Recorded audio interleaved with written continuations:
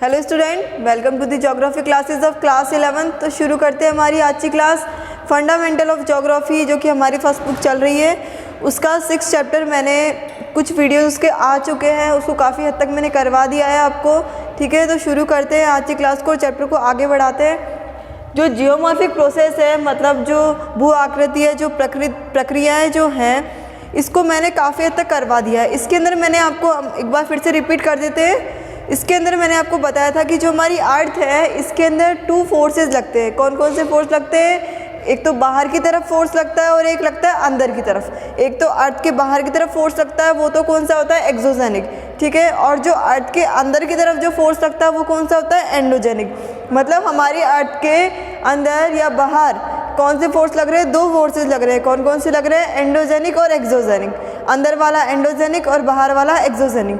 ठीक है, अभी जो 2 फोर्सेस जो हमने स्टडी किए, इनको हमने प्रॉपर एक फ्लो चार्ट के थ्रू स्टडी कर लिया है। एंडोजेनिक को और एक्सोजेनिक को एक फ्लो चार्ट के थ्रू स्टडी कर लिया। ठीक है, लेकिन हम आगे भी जो एक्सोजेनिक है इसको तो हम आगे स्टडी करेंगे। एंडोजेनिक को हमने काफ़ी हद तक कंप्लीट कर लिया है। ठीक है, उसके बाद हमने स्टडी किया कि जो हमारी जियोमॉर्फिक प्रोसेस है, मतलब जो हमारे जो फोर्सेस है, इन्हीं की वजह से क्या हो रही है? जियोमॉर्फिक प्रोसेस हो रही है। ये जो फोर्स लग रहे हैं, इनकी वजह से क्या हो रही है? जियोमॉर्फिक प्रोसेस हो रही है। ठीक है, और ये जो जियोमॉर्फिक प्रोसेस है, या फिर हम यूँ कह दें कि जो हमारे भूतल पर कोई भी चेंज आ रहे हैं, या फिर जो सरफेस पर कोई भी चेंज आ रहे हैं, वो किसकी वजह से आ रहे हैं? वो आ रहे हैं इन्हीं फोर्सेस की वजह से। कौन कौन से फोर्स? एंडोजेनिक या एक्सोजेनिक।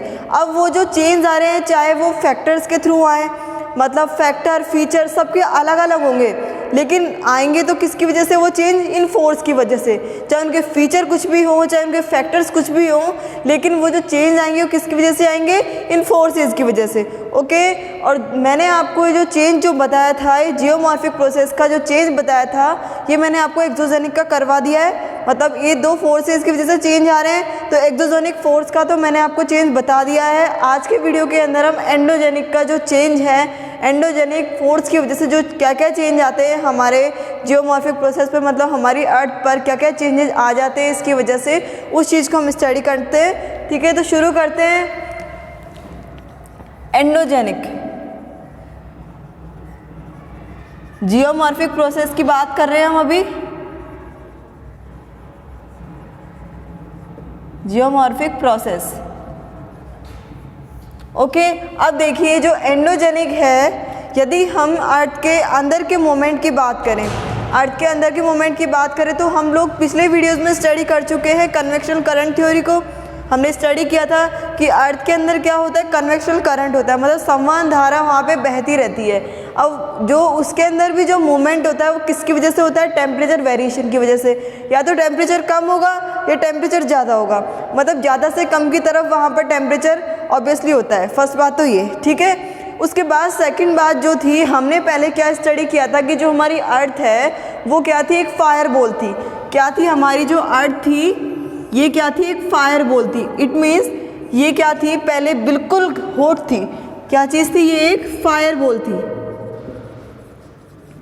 तो ये फायर बॉल थी, इसका मतलब ये पहले फायर बॉल थी, अब धीरे धीरे क्या होती जा रही है? ठंडी होती जा रही है। क्या होती जा रही है? कोल्ड होती जा रही है। मतलब इसका जो बाहर वाला जो पार्ट है, ये क्या होता जा रहा है? सॉलिडिफाई होता जा रहा है। क्या होता जा रहा है? ये सॉलिडिफाई होता जा रहा है, मतलब सॉलिड स्टेट के अंदर ये आता जा रहा है। लेकिन अंदर वाला जो पार्ट है उसके अंदर आज भी हीट है, अभी भी क्या है? यहाँ पर हीट है। मतलब ये क्या है? लिक्विड स्टेट के अंदर है। कौन से स्टेट के अंदर है ये? लिक्विड भी आप बोल सकते हो, कुछ सॉलिड स्टेट भी यहाँ पे हो सकती है, लेकिन अभी भी ये वाला जो पार्ट है ये कौन सा है? हीट है, मतलब गर्म है। हमने ये चीज़ पहले स्टडी कर ली है, पहले पिछले प्रीवियस वीडियोज़ के अंदर हम देख चुके हैं कि जो हमारी अर्थ थी वो क्या थी? एक फायर बॉल थी। तो वो जब फायर बॉल थी, जब वो धीरे धीरे ठंडी होती गई, तो जो ऊपर वाली जो सरफेस वाला जो पार्ट है, मतलब जो कॉर्नर वाला पार्ट है, ऊपर की जो लेयर है, वो क्या होती जा रही है? सॉलिडिफाई होती जा रही है। और जो अंदर वाला पार्ट है वो अभी भी क्या है? हीट है, मतलब क्या है? हॉट है। यहाँ पे हीट भरी हुई है, मतलब ये क्या है? गर्म है। तो गर्म है तो कौन सा हो सकता है? Liquid state. ठीक है, बाहर वाली सॉलिड और अंदर वाली लिक्विड। उसके बाद बारी आती है, अब देखिए आप लोग, जो एंडोजेनिक के अंदर जो मेन जो चेंजेस आते हैं वो किस किस के आते हैं? एक तो हीट का और एक एनर्जी का। किसका आता है? एक हीट का और एक आता है एनर्जी का। मतलब ये हीट और एनर्जी वाला जो पॉइंट है, इसके बेस पर ही क्या होगा, एंडोजेनिक के सारे चेंजेस, मतलब जो एंडोजेनिक फोर्स की वजह से जो भी चेंजेस आ रहे हैं अर्थ पर, उसकी इसका जो मेन पॉइंट है कौन सा है, एनर्जी एंड हीट। ठीक है, एंडोजेनिक फोर्सेस की वजह से जो भी मेन जो चेंजेस जो आ रहे हैं, उसका जो मेन पॉइंट क्या है, एनर्जी एंड हीट। अब आप देखिए हर पॉइंट का एक ना एक से लिंक होगा, देख लीजिएगा। इसकी वजह से ही सारे जो रीजंस आएंगे, ये दो की वजह से क्या होगा, जितने भी हमारे रीजंस आएंगे सबकी वजह से सबका रीज़न क्या होगा, एक होगा, क्या होगा, एनर्जी एंड हीट। ओके, देखिए नेक्स्ट जो पॉइंट आता है हमारा convectional current theory. Convectional current theory तो वहाँ तो अलग थी, लेकिन संवहन धारा की ही सिर्फ हम बात करेंगे, यहाँ पे सिर्फ कन्वेक्शनल करंट की ही हम यहाँ पे बात करेंगे। अब देखिए कन्वेक्शनल जो करंट है, आप लोगों को पता है, हमने पहले स्टडी किया था, वहाँ पर क्या हो रहा था, लेयर्स के अंदर क्या हो रहा था, मूवमेंट हो रहा था, कन्वेक्शन करंट वहाँ पे चल रहा था। एस्टेनोस्फीयर आपको पता है, हमने यहाँ पे इसी को स्टडी किया था, एस्टेनोस्फीयर को इसी के अंदर हमने स्टडी किया था। आगे जो हमारा नेक्स्ट जो पॉइंट आता है वो है radio active substances. Radio active substance, उसके बाद था रोटेशन, देखेंगे अभी हम इनको। नेक्स्ट है फ्रिक्शन, घर्षण जिसे हम कहते हैं, हिंदी ट्रांसलेशन होता है इसका घर्षण। एंड देन है pre heat. Okay, radio active substance, rotation, friction and pre heat. अब देखिए आप लोग, एनर्जी हीट को आप एक बार के लिए मतलब इसको भूल जाइए आप लोग, इसकी हम बात करते हैं कन्वेक्शनल करंट थ्योरी। मतलब जो कन्वेक्शनल करंट है, आप लोगों को पता है, जैसे ये हमारा अर्थ है, मैंने आपको बताया था यहाँ पर क्या चल रहा है, कन्वेक्शनल करंट कंटिन्यू चल रहा है। कन्वेक्शनल करंट मतलब संवहन धारा यहाँ पे क्या हो रही है, बह रही है। ठीक है, हीट है इधर तो, और यहाँ पर क्या है, मतलब जो अंदर वाला पार्ट है, यहाँ पे क्या हो रहा है, कन्वेक्शनल करंट क्या चल रहा है, मतलब संवहन धारा यहाँ पे चल रही है। और यही ये वाला जो पार्ट है, यहाँ पर क्या है, रेडियो एक्टिव सब्सटेंसेज यहाँ पर मौजूद है। पता है आप लोगों को, रेडियो एक्टिव जो सब्सटेंसेज हैं वो क्या है, यहाँ पर मौजूद है। मतलब हम इन सब चीज़ों को तो पहले स्टडी कर चुके हैं, पिछले वीडियोस में हम ये सब कुछ देख चुके हैं कि क्या क्या चीज़ें हमारी अर्थ के अंदर, लेयर भी हैं, कौन कौन से, मतलब सब कुछ हम इसके अंदर स्टडी कर चुके हैं। उसके बाद जो है, अब आप लोगों को पता है कि जब लेयर्स का मूवमेंट होगा तो ऑब्वियसली रोटेशन तो होगा ही। जब लेयर्स का यहाँ पर क्या होगा, मूवमेंट होगा, तो ऑब्वियसली क्या हो रहा है, रोटेशन हो रहा है। ठीक है, उसके बाद अब देखिए, जब लेयर्स का मूवमेंट होगा तो आपस में वो जो लेयर है वो अपने आपस में क्या होंगी, अट्रैक्टिव होंगी। अट्रैक्शन होगा तो वो अड़ेंगी भी, आपस में एक दूसरे से टकराएंगी तो क्या होगा, घर्षण वहाँ पे पैदा होगा, जो फ्रिक्शन है वो वहाँ पर उत्पन्न होगा, प्रोड्यूस होगा। ठीक है, और आप लोगों को पता है जो प्री हीट है, मतलब हमारे यहाँ पर क्या है, मैंने आपको बताया था फायर बॉल हमने अर्थ को पहले बोला था, तो इट मीन्स यहाँ पर हीट ऑलरेडी है। प्री हीट मतलब ऑलरेडी यहाँ पर हीट क्या है, प्रेजेंट है। तो अब ये जो सारे जो रीज़न है, इन सब चीज़ों का जो रीज़न है, वो रीज़न क्या है, एनर्जी और हीट। मतलब एनर्जी की वजह से ही मोमेंट चल रहा है, जो संवहन धारा का जो मोमेंट चल रहा है, कन्वेक्शन करंट का जो मोमेंट चल रहा है, एनर्जी की वजह से चल रहा है। रेडियो एक्टिव सब्सटेंसेस जो यहाँ पर हैं, प्रेजेंट है, ये किसकी वजह से, एनर्जी की वजह से। ठीक है, रोटेट किसकी वजह से हो रही है, एनर्जी की वजह से। उसके बाद फ्रिक्शन जो इनके अंदर हो रहा है वो एनर्जी की वजह से हो रहा है, दिख रहा है आप लोगों को डायरेक्टली। ठीक है, प्री हीट, जो हीट इसके अंदर पहले से ही क्या है, प्रेजेंट है, मतलब क्या है, जो कुछ पार्ट जो रह रहा है, मतलब काफ़ी हद तक तो सॉलिडिफाई हो चुका है, मतलब वो कोल्ड हो चुका है, लेकिन जो पार्ट जो गर्म है वो प्री हीट को ही हम उसको बोलेंगे, प्री हीट ही बोलेंगे। ठीक है, तो ये वाला जो पार्ट है, मतलब अंदर वाला पार्ट क्या है, हीट है, मतलब हॉट है, क्या है, गर्म है। तो ये जो सारे जो रीजंस होंगे इनका, ये जो सारे जो फोर्सेज हैं, ये सब कुछ हम फोर्स बोल सकते हैं, फैक्टर हम इनको बोल सकते हैं, फीचर हम इनको बोल सकते हैं। तो वही चीज़ मैंने आपको बताया, अभी मैंने बोली थी एक लाइन, चाहे फीचर अलग अलग हो, चाहे फैक्टर अलग अलग हो, लेकिन फोर्स तो उनमें कौन से लगेंगे, एंडोजेनिक या एक्सोजेनिक। मतलब फोर्स तो इसके अंदर यही लग रहा है। ठीक है, देख लीजिए आप, चाहे से वापस से रिपीट करके देख लो, समझ के एक बार खुद से देखिए आप लोग कि सब चीज़ों का जो रीज़न निकल के आ रहा है वो क्या है, एनर्जी और हीट। अब एनर्जी जो हीट है ये क्या है, इनके लिए भी फोर्स लग रहा है, इनके लिए फोर्स लग रहा है, कौन सा लग रहा है, endogenic. Okay, I hope you understand, समझ में आ गया होगा। उसके बाद हम देखते हैं नेक्स्ट पॉइंट जो आता है, इसका भी रीज़न यही होगा, लेकिन ये सब चीज़ें मेन थी तो मेन पॉइंट तो आपको सिर्फ यही चीज़ याद रखनी है, एनर्जी और हीट इनकी वजह से एंडोजेनिक मतलब हमारे अर्थ का जो अंदर का जो पार्ट है, जो हमारे अर्थ का जो अंदर का जो मोमेंट है, जो चेंजेस आता है जियोमॉर्फिक प्रोसेस, मतलब वहाँ पर जो चेंजेस जो आता है वो किसकी वजह से आता है, एनर्जी और हीट की वजह से वहाँ पर क्या आता है, चेंज आता है। ठीक है, उसके बाद जो नेक्स्ट जो पॉइंट आता है वो है हमारा टेम्परेचर ग्रेडियंट। टेम्परेचर ग्रेडियंट, भूतापीय प्रवणता, भूतापीय प्रवणता, यहाँ पर भी वही चीज़ आई है, हीट का ही है। देखिए यदि एग्जाम्पल लें हम, आप लोग अपने किचन में यदि काम करते हैं तो यहाँ पर एक बर्नर होता है, ठीक है। बर्नर के ऊपर यदि कोई भी बर्तन रखा हुआ है, जैसे कोई भी बर्तन रखा हुआ है, तो यहाँ पे यदि हम इसको ऑन कर रहे हैं तो सबसे पहले क्या गर्म होगा, ये वाली चीज़ गर्म होगी, ठीक है। इसके अंदर कोई भी सब्सटेंसेस क्या है, भरा हुआ है। ये जो बर्नर है, बर्नर के ऊपर कोई भी बर्तन रखा हुआ है, इस बर्तन के अंदर कोई भी सब्सटेंस भरा हुआ है। अब सबसे पहले ये बताइए आप मुझे कि सब्सटेंस गर्म होता है या फिर ये जो बाहर वाला जो बर्तन है ये गर्म होता है, ये वाली चीज़ गर्म होती है, ठीक है। ये तो नॉर्मल सी चीज़ है, जनरल चीज़ है। सबसे पहले ये गर्म होगा, उसके बाद ये वाला गर्म होगा, मतलब पहले यहाँ पे हीट पहुँचेगी, फिर अंदर हीट पहुँचेगी, और उसके बाद जो हीट है वो क्या करेगी, मूव करेगी। पता है आप लोगों को, ये वाली जब चीज़ गर्म होने लगती है तो जो हीट है वो कहाँ आने लगती है, बाहर की तरफ आने लग जाती है। बाहर की तरफ आने लग जाती है मतलब वो इधर उधर कहाँ क्या करती है, वो मूव करती है। जो हीट जो होती है वो इधर उधर मूव करती है। तो वही चीज़ है यहाँ पे कि यहाँ पर जो हीट है उसका भी क्या होता रहता है, मूवमेंट होता रहता है। टेम्परेचर ग्रेडियंट का मतलब क्या है, हीट का भी मूवमेंट होना। उसके बाद जो नेक्स्ट पॉइंट जो आता है वो है थिकनेस एंड हार्डनेस। क्या है यहाँ पे, थिकनेस एंड हार्डनेस। अब देखिए यहाँ पर भी क्या चीज़ है, एनर्जी। मेन चीज़ समझ में आ रहा होगा आप लोगों ने, इंग्लिश के अंदर बंडल ऑफ स्टिक की स्टोरी सुनी ही होगी। फार्मर अपने सन्स को बंडल ऑफ स्टिक मतलब स्टिक का एक पूरा बंडल देता है, ठीक है, वो उसको तोड़ने के लिए कहता है। तो मतलब उसके अंदर यदि अब आप देखिए, यदि वो बंडल था पूरा, वो कंप्लीट एक बंडल था, तो यहाँ पर फोर्स क्या लगेगा, ज़्यादा लगेगा। यदि एक ही लकड़ी होती तो वहाँ पे फोर्स क्या लगता, कम लगता। कॉमन सेंस की बात है, यदि कोई कम चीज़ होगी, जिसका कोई भी भार जिसका कम होगा, जिसके अंदर वज़न कम है, तो उसके अंदर हम क्या करेंगे, फोर्स को कम लगाएंगे। और यदि जिसका वज़न ज़्यादा है तो उसमें क्या लगाएंगे, हम फोर्स को ज़्यादा लगाएंगे।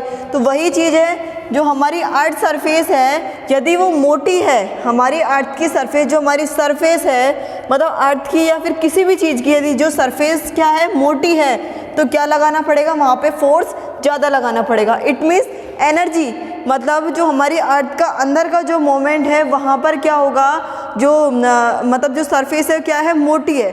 इट मीन्स वहाँ पर क्या होगा, फोर्स जो है वो ज़्यादा लगाना पड़ेगा। तो वही चीज़ हमें यहाँ पे देख रहे हैं हम, जो एंडोजेनिक है, एंडोजेनिक की फोर्स की वजह से, एंडोजेनिक फोर्स की वजह से जो चेंजेस जो आते हैं, वो मेन चेंज कौन सा है, हीट एंड एनर्जी। मतलब सब कुछ इन्हीं के ऊपर डिपेंड होता है। जैसे आप लोगों को पता है कि यदि ये सारे फोर्सेस नहीं लगेंगे, यदि एनर्जी हीट नहीं होगी, तो ये जो वॉल्केनोज होंगे, अर्थक्वेक वगैरह, ये सब कैसे आएंगे, ठीक है। ये एंडोजेनिक फोर्स की वजह से ही होता है। एंडोजेनिक फोर्स के अंदर भी एनर्जी और हीट की वजह से ही होता है। क्यों, क्योंकि यदि एनर्जी और हीट नहीं होंगे तो अर्थक्वेक, वॉल्केनोज वगैरह, मतलब जो भी सारी एक्टिविटी जो होती हैं वो सारी नहीं होंगी।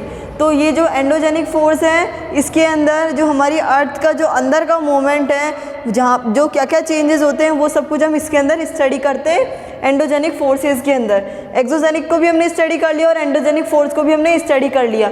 अब देखिए, ये जो सारे फोर्सेस या फिर जो हमने सारे फैक्टर जो स्टडी किए, चाहे आप एंडोजेनिक की बात कर लो, चाहे आप एक्सोजेनिक की बात कर लो, या तो आप एक्सोजेनिक को देख लो चाहे एंडोजेनिक को देख लो, जो सारे फोर्सेस या सारे फैक्टर जो हमने स्टडी किए वो किसके इम्प्लीमेंट हैं, इन ही मतलब एंडोजेनिक और एक्सोजेनिक, इन दोनों फोर्सेस के ही क्या है, ये सब इम्प्लीमेंट है। मतलब हमने एक्सोजेनिक के भी अंदर हमने स्टडी किया था, एयर, वाटर, ग्लेशियर वगैरह सब कुछ स्टडी किया था। वहाँ पे भी हमने ग्रेविटेशन को स्टडी किया, मतलब ग्रेविटेशन हमने एक रीज़न बताया था वहाँ पे भी, ठीक है। प्रेशर हमने बताया, मोशन हमने वहाँ पे बताया। तो मतलब ये सारा जो सब कुछ फैक्टर या फीचर कुछ भी जो निकल के आ रहे हैं, वो किसके निकल के आ रहे हैं, इन्हीं फोर्सेस की क्या निकल के आ रहे हैं, इम्प्लीमेंट निकल के आ रहे हैं। मतलब ये जो सब कुछ भी हुआ है किसकी वजह से हुआ है, ये एंडोजेनिक और एक्सोजेनिक की वजह से। अब ये एंडोजेनिक और एक्सोजेनिक की वजह से क्या हुआ है, जियोमॉर्फिक प्रोसेस है, ठीक है। यही चीज़ है, ये जो दो फोर्सेस लग रहे हैं इनकी वजह से क्या हो रहा है, हमारी जो जियोमॉर्फिक जो प्रोसेस हो रही है ये चल रही है, और इसी के अंदर जो चेंज आ रहे हैं वो भी क्यों आ रहे हैं, एंडोजेनिक और एक्सोजेनिक की वजह से, ठीक है। अब आगे देखते हैं हम लोग कुछ टर्म्स को स्टडी करने वाले हैं। अब एंडोजेनिक और एक्सोजेनिक के अंदर जो चेंजेस आए वो सब हमने स्टडी कर लिया है। उसके बाद देखेंगे कुछ टर्म्स हमको यहाँ पे स्टडी करनी है, जैसे स्ट्रेस हमने देखा था, जो एंडोजेनिक के अंदर हमने एक टर्म स्टडी करी थी स्ट्रेस, तनाव। क्या होता है स्ट्रेस वो देखते हैं। प्रति इकाई क्षेत्र पर लगने वाला बल, मतलब पर यूनिट एरिया पर लगने वाला फोर्स। देखिए हमने जो एंडोजेनिक जो है, एज ए एग्जाम्पल मान लीजिए आप लोग इनको, जैसे जो चेंजेस जो आ रहे हैं, आज हम सिर्फ जो जियोमॉर्फिक प्रोसेस मतलब जो एंडोजेनिक फोर्स एक्सोजेनिक फोर्स के जो चेंजेस जो आ रहे हैं इनकी वजह से सिर्फ उनको स्टडी कर रहे हैं, ठीक है। एंडोजेनिक का मैंने आपको लास्ट वीडियो के अंदर बता दिया है, यदि आपने नहीं देखा है तो आप उस वीडियो को देखिए प्लीज़। और एंडोजेनिक की तो अब हम बात कर ही रहे हैं, ठीक है। जो एंडोजेनिक जो है इसके अंदर क्या था, एक टर्म को स्टडी किया था हमने, कौन सी थी, स्ट्रेस। इसका मतलब क्या है, तनाव की थी ना, याद आया होगा, प्रीवियस वीडियो के अंदर हमने स्टडी किया था स्ट्रेस को। अब स्ट्रेस क्या होता है, प्रति इकाई क्षेत्र पर लगने वाला बल। क्या होता है, प्रति इकाई क्षेत्र पर लगने वाला बल, लगने वाला बल, ओके। या आप बोल सकते हो पर यूनिट पर या पर एरिया पर लगने वाला फोर्स, ठीक है। या आप बोल सकते हो इसको force which impose on the per unit area, ठीक है, ये भी आप इसको बोल सकते हो, इट इज़ कॉल्ड स्ट्रेस। उसके बाद हमने एक टर्म और स्टडी करी थी एक्सोजेनिक के अंदर, कौन सी, वेदरिंग। वेदरिंग कौन सी करी थी हमने, अपक्षय। एक टर्म स्टडी करी थी हमने अपक्षय। अब देखिए वहाँ पर क्या हो रहा था, जो पार्टिकल्स जो थे वो नीचे आ रहे थे। क्या हो रहा था वहाँ पे, जो पार्टिकल्स थे वो क्या हो रहे थे, नीचे आ रहे थे। अब वो पार्टिकल किसकी वजह से नीचे आ रहे थे, मोलिकुलर जो मोमेंट है, मतलब मोलिकुलर जो मोमेंट, आणविक जो भार है, उसकी वजह से क्या हो रहा था, जो पार्टिकल्स थे वो नीचे आ रहे थे। उसका रीज़न क्या था, अरे डेन्यूडेटिव के अंदर डेन्यूडेशन जो था एक्सोजेनिक डेन्यूडेशन, उसके अंदर हमने देखा था ना वेदरिंग, उस चीज़ की हम बात कर रहे हैं। वेदरिंग जो टर्म आई थी हमारे पास, जो वेदरिंग के अंदर जो पार्टिकल्स जो नीचे गिरे थे, मतलब वहाँ पे हम चेंज की बात कर रहे हैं, मतलब वो जो नीचे क्यों गिरे, उसके अंदर भी कोई फोर्स लगा होगा, फोर्स की वजह से ही तो हुआ है। मतलब फोर्स तो वहाँ पे ऑब्वियसली लग रहा है, चाहे आप कोई सी भी टर्म ले लो, चाहे आप कुछ भी फैक्टर ले लो, ये भी मैंने आपको फैक्टर बताए, आप फीचर बताए, ये फीचर फैक्टर हैं, कुछ भी हैं, चाहे आप अलग अलग फैक्टर ले लो, अलग अलग फीचर ले लो, लेकिन इम्प्लीमेंट तो किसका आएगा, सिर्फ इन फोर्सेस का आएगा। किस किस का आएगा, एक्सोजेनिक और एंडोजेनिक का। सिर्फ ये बात आपको याद रखनी है, चाहे कोई भी फैक्टर हो, चाहे कोई भी फीचर हो, उस जो फोर्स है वो किसका इम्प्लीमेंट आएगा, कौन से फोर्सेस का इम्प्लीमेंट आएगा, एंडोजेनिक और एक्सोजेनिक का। ये बात आपको ध्यान में रखनी है। ये तो सिर्फ हमने एक फीचर या फैक्टर्स को स्टडी किया है कि हाँ एज एग्जांपल हम इनको मान सकते हैं। जैसे इनके अंदर हम चेंज देख सकते हैं कि जैसे ऊपर से जो पार्टिकल जो है उसका रीज़न क्या हुआ, वहाँ भी कोई ना कोई फोर्स लग ही रहा है, तो मतलब वहाँ पे वो किसकी वजह से नीचे आया, वो आणविक भार की वजह से, ठीक है। किसकी वजह से आया, मोलिकुलर मोमेंट की वजह से। इट मीन्स वहाँ पर कोई ना कोई फोर्स तो वहाँ पे लग ही रहा है। अब आप लोगों को पता है कि हमारी जो अर्थ है इसके अंदर क्या होता है, केमिकल्स, कुछ केमिकल मटेरियल वगैरह भरे हुए हैं, तो केमिकल जो मटेरियल जो कुछ भी भरा हुआ है टेम्परेचर के बढ़ने या घटने की वजह से क्या होंगे, या तो वो मेल्ट होंगे या सॉलिडिफाई होंगे या लिक्विड स्टेट के अंदर वो हो जाएंगे। मतलब एक जनरल सी चीज़ें आपको ध्यान में रखनी है। उसके बाद एक टर्म और आती है हमारे पास, फिजियोग्राफिक प्रोसेस। कौन सी आती है, फिजियोग्राफिक प्रोसेस। भौगोलिक जो परिवर्तन होते हैं, भौगोलिक परिवर्तन,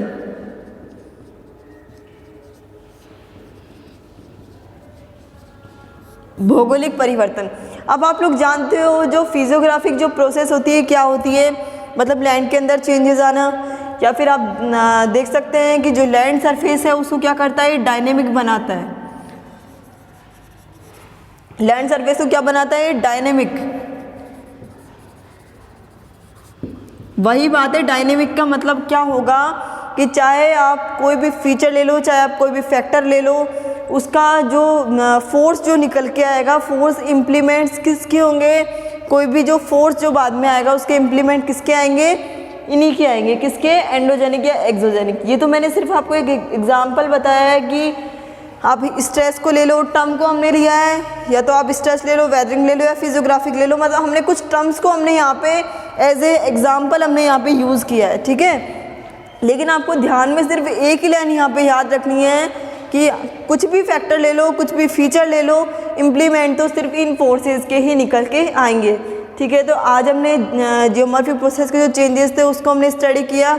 नेक्स्ट वीडियो के अंदर हम एक्सोजेनिक को डिस्क्राइब भी स्टडी करने वाले हैं।